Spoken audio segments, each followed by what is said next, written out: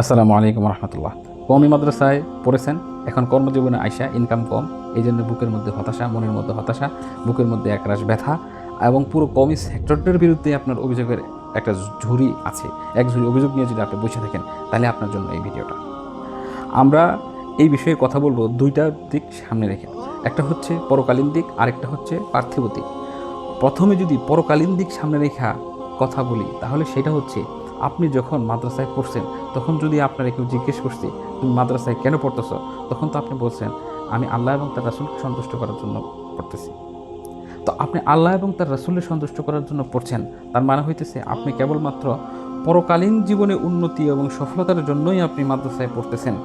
তাহলে আপনি যদি এটার উপরে চলতে থাকেন, অবশ্যই আপনি পরকালে সফল হবেন। তো পরকালে সফল যারা হয়, ইহকালে তারা অনেকাংশেই বিফল হইতে পারে, এটাই তো স্বাভাবিক। তো এখানে যদি আপনার একটু ইনকাম কম হয়, তাহলে আপনার এত আফসোসের কারণ কি? এবং কমই পুরো সেক্টরটার বিরুদ্ধে এত অভিযোগ দেওয়ার তেমন কোনো যৌক্তিকতা মনে হয় নাই। আরেকটা বিষয় হচ্ছে সেটা হচ্ছে যে এই যে আপনার টাকা কম, মানে আপনার ইনকাম কম, এই জন্য আপনি ভালোভাবে চলতে পারতেছে না, এই যে বিষয়গুলো, এগুলো আপনার মনের মধ্যে আসছে কেন?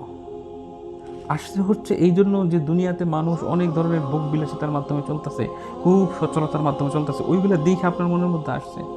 তা আপনি যে পড়ালেখাটা করছেন ধর্মীয়ভাবে, সেই ধর্ম বা ওই লাইনটায় তো বলে যে দুনিয়ার চাকচিক্য যেগুলো আছে সেগুলো থেকে আপনি বেঁচে থাকেন, সেগুলো থেকে আপনি বেঁচে থেকে পৃথিবীতে চলেন। পৃথিবীতে এইভাবে বলছে না, কোন আন্নাকা গরিবুন আও হাবিরু সাবিল, এমনভাবে যে আপনি এখানে অপরিচিত বা একবারে আপনি মুসাফির। তো মুসাফির কি খুব বেশি একবার চাকচিক্য নিয়ে চলে?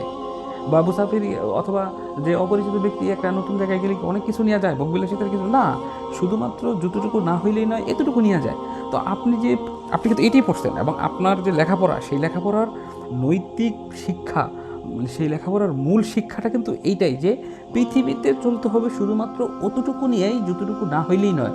তো আপনি কি কমই মাদ্রাসায় পড়ার পরে এখন যতটুকু ইনকাম করতেছেন, সেটা চলার জন্য একেবারেই কি মানে অপ্রতুল? আমার তো মনে হয় না, একেবারে অপ্রতুল হওয়ার কথা নয়। তাহলে যেহেতু একেবারে অপ্রতুল নয়, তাহলে পৃথিবীর লোকদের দিকে তাকায়া, পৃথিবীর চাকচিক্যর দিকে তাকায়া এতটা হতাশ হয় না। এখন বলবো হচ্ছে পার্থিব দিক লক্ষ্য করে। তো আপনি বলতেছেন আপনার বেতন কম, আপনার ইনকাম একেবারে কম, তাহলে এর দ্বারা মানে অনেক সময় এটা মিনিং হয়ে যায়, মানে যারা কমার্স আছে তারা এই ইস্তেলাহটা বুঝবেন যে মাফহুমে মুখালেফ। মাফহুমে মুখালেফ মানে হইতেছে যেটা বলবো ওইটার বিপরীত যেটা, ওইটা বুঝে আসবে। তো আপনি যখন বলতেছেন যে আপনার এই মানে কওমি মাদ্রাসায় পড়ার কারণে আপনার বেতন কম হয়েছে, তার মানে বোঝা যায় কওমি মাদ্রাসায় না পড়লে আপনি অনেক অনেক অজস্র টাকা কামাইতেন। বিষয়টা কি এরকম?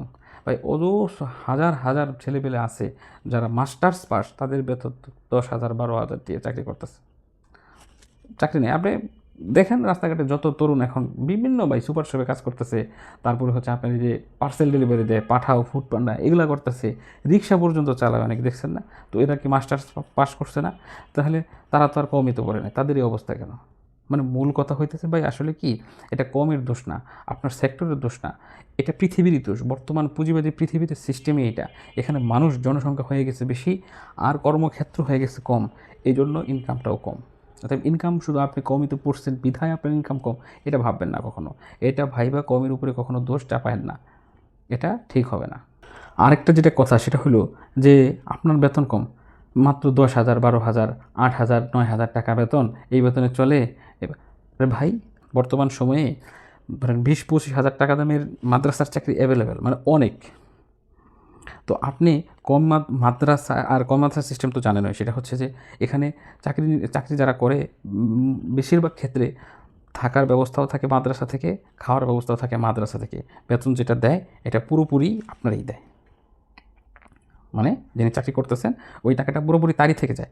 আপনি যদি বাইরে চাকরি করেন, আপনি যদি 30,000 টাকাও ইনকাম করেন, আপনার থাকতে হবে আলাদা, আপনার খাইতে হবে আলাদা। আপনি এবার হিসাব করে দেখেন কত টাকা বাইর হয়ে যায়।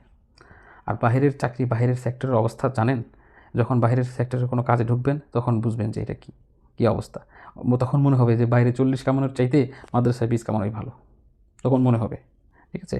আরেকটা কথা হচ্ছে, বলবেন যে কোথায় এত 12 15 10 এইগুলোই তো বেতন, 20 টা না। যদি 20 না হয় সেটা আপনারও দক্ষতা, আপনি কমই সেক্টরটারে কেন দোষ দিতে চাইতেছেন? আপনি যদি মোটামুটি ভালো হাফেজ হন, আপনার যদি মশকের লাহান ভালো থাকে, হেফজোখানা এখন চাকরির অভাব আছে? হাজার হাজার হেফজোখানায় আছে, তারা শিক্ষক হুজুরি হয়ে যাবে না? এখন আপনার লান ভালো না, আপনার ইয়াদ নেই, আপনি ভালো করে পড়তে পারেন না, আপনি তাজবিদ জানেন না, তো আপনি চাকরি পাবেন না স্বাভাবিক। তাহলে তো এই মানে চাকরি পাবেন না, আপনার করতে হবে কোথায়? ওই গ্রামের অজপাড়া গ্রামে যায়, সেখানে তো বেতনের রেঞ্জ কম হবেই। ওইটা ওখানে গেছেন কেন? এখানে আপনি গেছেন হচ্ছে আপনারও দক্ষতার কারণে। তো আপনি এখানে মাত্র কমই পুরো সেক্টরটারে কেন দোষ দিতে চাইতেছেন? সেক্টরটারে দোষ দেওয়া উচিত না, সেটা আপনারও দক্ষতা। আপনার যদি দক্ষতা থাকে 100 ভাগ 100% আপনি হেফজোখানায় চাকরি পাবেন, আপনি কিতাবখানায় চাকরি পাবেন। আপনার যদি বলা হয় যে আপনি একটু আরবি লেখেন, আপনি আরবিতে লিখতে পারেন না কিছুই, আরবিতে 2টা লাইন 2 মিনিট 1 মিনিট কথা বলতে পারেন না, আপনি আরবি আপনার ইবারত দিলে আপনি ইবারত পড়তে পারেন না ঠিকমতো, আপনি কীভাবে ভালো চাকরি পাবেন? এখন বর্তমান যুগ হয়েছে রেজাল্টের যুগ, আপনার রেজাল্ট হয়ে বসে আছে চেকিং অথবা আরও নিচে মকবুল, কিন্তু এই ধরনের রেজাল্ট দিয়ে তো আপনি কিতাবখানায় চাকরি পাবেন না, এটাই স্বাভাবিক। তো যারা দেখেন যারা মুমতাজ হয়েছে বা যারা ভালো রেজাল্ট করছে তারা তো খুব আলহামদুলিল্লাহ ভালো পজিশনে আছে। এখন বলুন তাদের বেতন তো 15,000, ঠিক আছে ভাই, তাদের বেতন 15,000 যদি বললাম, 15,000 কিন্তু পুরোটাই থাকে। কিন্তু আপনি বাইরের সেক্টরে যদি 25,000 টাকাও কামান দেখবেন 10,000 টাকা আপনার থাকা খাওয়া হেন তেন এই খরচ সেই খরচ বাইরে হয়ে যাবে, মাঝে কিন্তু সেই খরচটা নাই।